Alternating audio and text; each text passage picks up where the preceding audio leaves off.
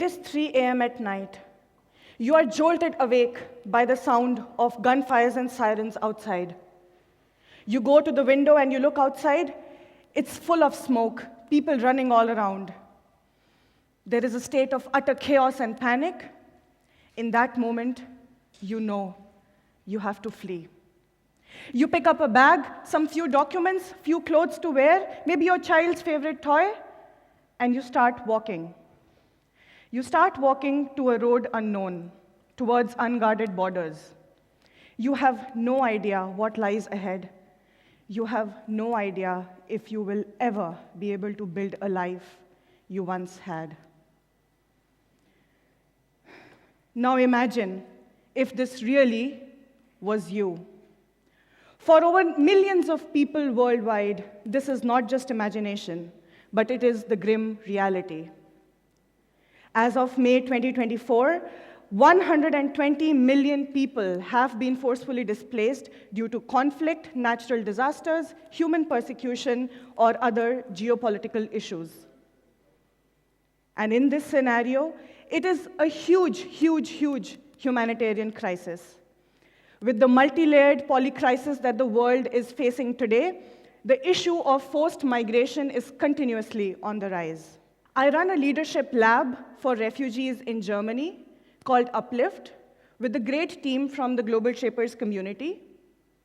And I've spent the last 4 years of my life engaging deeply with refugees from Ukraine, Syria, Afghanistan, and South Sudan.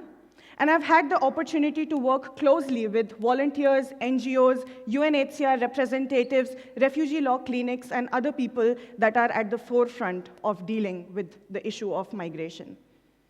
My experience at Uplift has introduced me firsthand to the plight of the refugees. One of the major challenges that the refugees face is to find proper sheltering and accommodation. Finding shelter is a great challenge because when the influx of people is huge, it almost always leads to overcrowding of the shelters. There's a huge pressure on the administrative officials who basically cannot keep up with the huge influx. This creates a situation of tension and leads to deteriorated conditions of working and living for the refugees. Due to these deteriorated conditions of living, there are official tensions that happen between the refugees, and it leads to a big chaos again. To circumvent this issue, this is exactly where we can leverage technology to serve our purpose. Artificial intelligence has gained worldwide traction in conducting tasks extremely efficiently.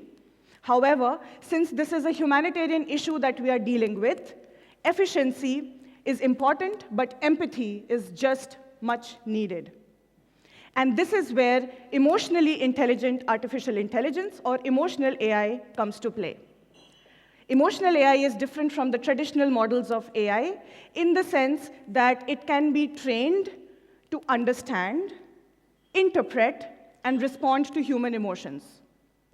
It can pick up cues such as verbal expressions, voice intonations, hand gestures, even handwriting changes. And it can respond and react to the emotional states of the refugees or of the people that are being dealt with. In the case of refugee intake, we can use the confluence of emotional intelligence to basically conduct a matchmaking between the locals who step up to provide accommodation to the refugees and the people who need to be matched. At this point, I'd like to share a story of one of my great friends, Behnaz, from Afghanistan, who was a social activist, but had to flee from her country after she received life-threatening calls from the Taliban. When I was in the process of conducting personal interviews with her, she shared with tears in her eyes how blessed she was to have received foster parents in Padua, Italy, and as of now, she has gone a great way to learning Italian, finishing her master's, and continues to advocate for global rights and also for the education of women back in Afghanistan. Such individual acts of kindness where the locals step up to help the refugees indeed reinstill our faith in humanity. And that, coupled to artificial intelligence-based or powered matching systems, can really prove to be tremendous in this field. The next challenge that the refugees face is cultural integration. They've been forced to leave their country and come and settle in a nation that they had no clue that probably even existed. We at Uplift run multiple cultural integration programs for the refugees where we introduce them to the German culture, to the German language, and other aspects of living and staying in Germany. However, we cannot neglect the fact that all our efforts and all the efforts of all our NGO partners have the constraint of human capacity and time. We are nowhere close to dealing with the entire repertoire of refugees that stay in Germany. And this is where we have piloted a little something using digital platforms at Uplift, and I'm so happy to share with you my digital twin. It has been trained using artificial intelligence. It picks up my verbal tone, my way, my actions, and it is able to have real-time conversations with the refugees, offer them advice, understand them, and also later transcribe it and give the text to me so that I understand how the status looks like. Here is my twin for you. Welcome to Germany. I understand that starting anew can be challenging, but I'm here to support you every step of the way. Together, we can navigate the local culture, find housing, connect with community resources, and learn the language. And what's more, unlike the real Harshita, my digital twin can speak multiple languages. So here is my digital twin for you, for my Ukrainian friends. Ласкаво просимо до Німеччини. Я розумію, що почати нове життя може бути складно, але я тут, щоб підтримати вас на кожному кроці. Whereas efforts like these, where we use the power of digital technologies, helps us broaden and scale up our experiences, this is not where we at Uplift want to end our endeavors. We propose using virtual reality combined with the power of AI to create immersive experiential setups for the refugees where they can use their own pace to get integrated into the culture. And here is a short sneak peek into how VR-based systems can transform what cultural integration means for refugees. The VR experience has a profound impact on refugees like Amina. It helps them overcome language barriers and cultural differences. It provides them with a safe and controlled environment to learn and explore. It fosters a sense of belonging and connection to their new home. Most importantly, it shows that Germany is committed to welcoming them and helping them build a brighter future. And the idea is to propose an entire cultural integration center powered by VR and AI for the refugees, such that there are different pavilions which are focused on different aspects of integration in Germany: people, language, history, heritage, so on and so forth. Now, from my experience, I can tell you that these culturally integrating platforms, the warmth that they receive from their hosts, goes a long way in making the refugees feel safe, loved, and wanted. However, they do carry the burden of a lot of unprocessed trauma, a lot of emotional baggage because of the sheer circumstances under which they have been forced to leave. They have not had the time and the capacity and the resources to process all that they have been through. They suffer through anxiety, depression, and other mental health issues. As a trained mental health first aider, I have been conducting regular sessions for the refugees along with my mom, who is a practicing psychologist for the last 40 years. And what we do is we take them through an experiential journey. We start by conducting facilitated support group sessions where we allow for them to share their trauma in a safe space. This leads to a lot of catharsis, the release of a lot of emotions. You can imagine it is like breaking the body open to let the poison out. It can be a bit painful, but it is extremely important for the healing process to start. The next few steps involve including and informing them of all the different aspects of mental health, introducing them to self-help tools such that they can take care of their mental health, and then also helping them go through role plays where they can transform their journey. Needless to say, where These sessions go a long way in creating a depth of impact. We are still limited in terms of the number of people that we can reach out to. And this is, again, where technology can come in and help us. These mental health sessions can be super transformative when it comes to the people and the impact it creates on people. I'd like to share a story with you of a very dear friend, Alex, whom we met at one of my workshops in Münster, where Alex went through his own journey.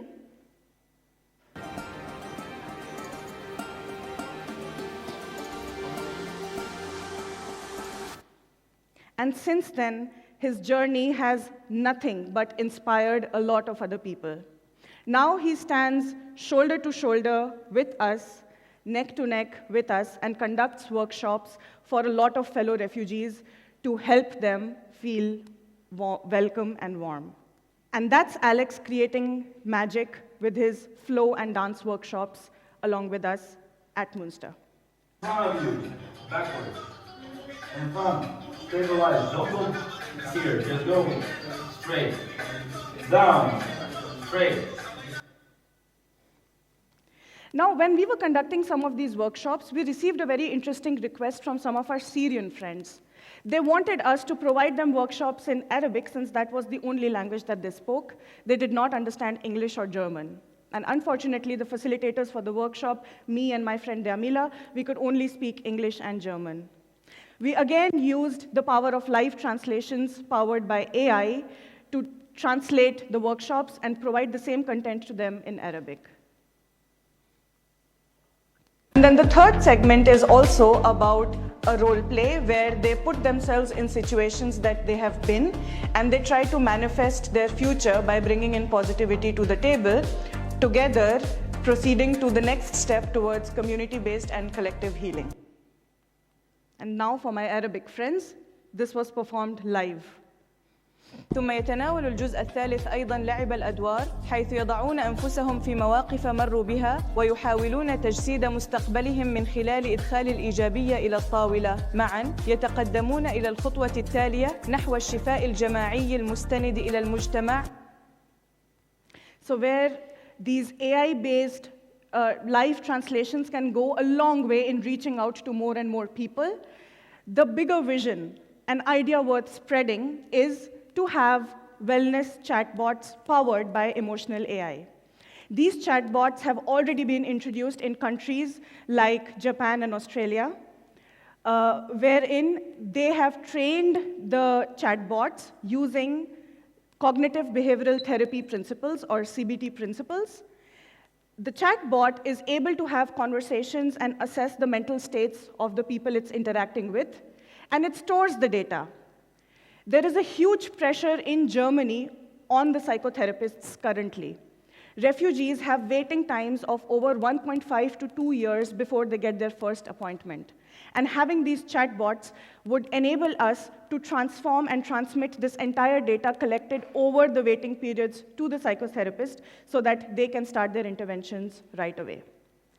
Now, so far, I've taken you through the journey of a refugee where they come, find housing, feel culturally integrated, and also receive mental health support. There is one still area of unmet need which has not come to forefront, and I'd like to show you a quick video from my friend to illustrate the same. You will uplift when you go get something good for yourself. You get your own financial support for you. You get your own house, whatever you need, not coming from anyone. This is now you uplift yourself. Yeah. As my friend Mawit from South Sudan correctly points out, if there is something that can give them a renewed sense of being, purpose, that is having financial independence. When they can fend for themselves, their family, they do not have to depend on anybody else for support. They can earn their own money. That's when they feel truly empowered. That's when they feel truly resettled. We, at an individual level at Uplift, have tried our best to give support to our refugee friends. For example, we ran this campaign where for our friend Monis from Afghanistan, who is a photographer, we took her photographs and copyrighted it as postcards, and then circulated it amongst our inner circles, and also used the larger Global Shapers community network for the same. This not just helped her earn revenue, but also got a lot of visibility for her work. And I'm so happy to share with you that recently she had her artwork featured in one of the art exhibitions in Europe, and we couldn't be more proud of her. Whereas these individual efforts once again help the refugees start their journey of feeling empowered, we cannot deny that there is a huge population of refugees that are still unemployed. The German Economic Institute tells us that over 65% of the refugees are still unemployed even after staying for 5 years in their host country. And it's not that people are not thinking about it. The UNHCR, along with the International Labour Organization, has recently published an entire policy guideline where it encourages industries and enterprises to use digital platform to provide support to the refugees, create more economic opportunities for them, and remove this problem of unemployment that occurs for the refugees. Now, so far, if we pick up all the themes that I have presented to you, what I would like you to appreciate and remember is that when we are talking about a global issue that is a part of the layer of polycrisis that the world is facing today, there needs to be a constant balance of depth and numbers, of individual support, and systemic level, policy level changes, nationwide support as well. As we continue on our journey to keep connecting as humans, I would like you to consider this and ask yourself, how can I contribute? Be it volunteering, be it just a random kind of a kindness for anybody that you have met, somebody who is new to the country, be it building digital technologies, be it conducting cooking classes, something really small. Start there, connect to your own inner light, and you never know what magic it creates to the people. How your light can spread through the world and basically create, through the ripple effect, total upliftment of humanity. Thank you.